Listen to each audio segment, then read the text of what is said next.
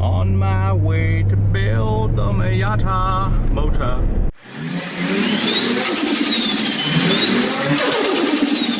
Sean here from Boosted Miata. On my way up to the shop in an undisclosed location in Northern California. We're going up there to do a little work on my new Mota.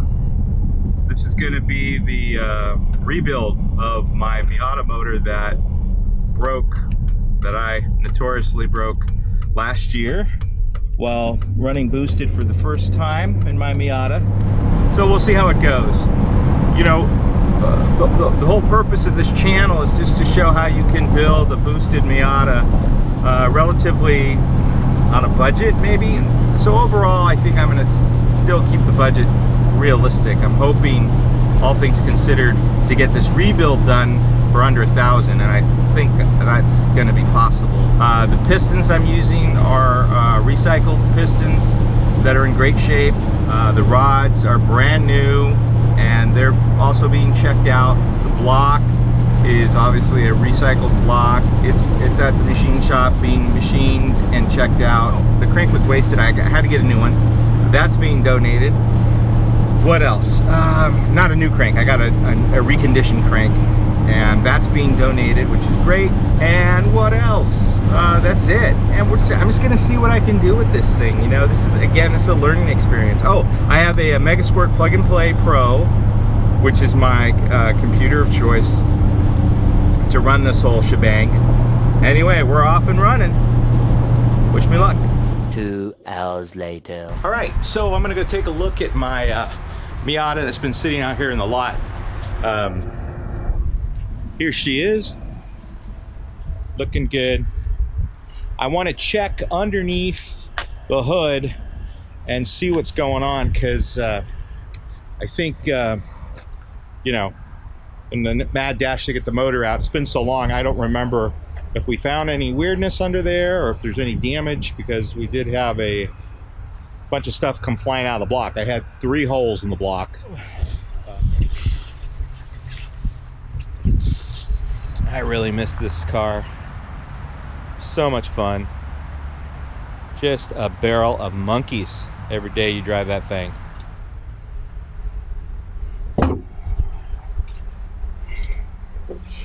Here she is, looking good. Bell housing is full of gunk. I'm gonna have to clean that out still. Forgot about that, but I'll do that right before I drop the motor in. You can see there, that's where the starter got blown off by a piece of shrapnel. Well, the radiator's not in here. There's the intercooler that I installed. That's a CRX racing intercooler from, got off eBay. So yeah, so I gotta do some work here, get this cleaned out.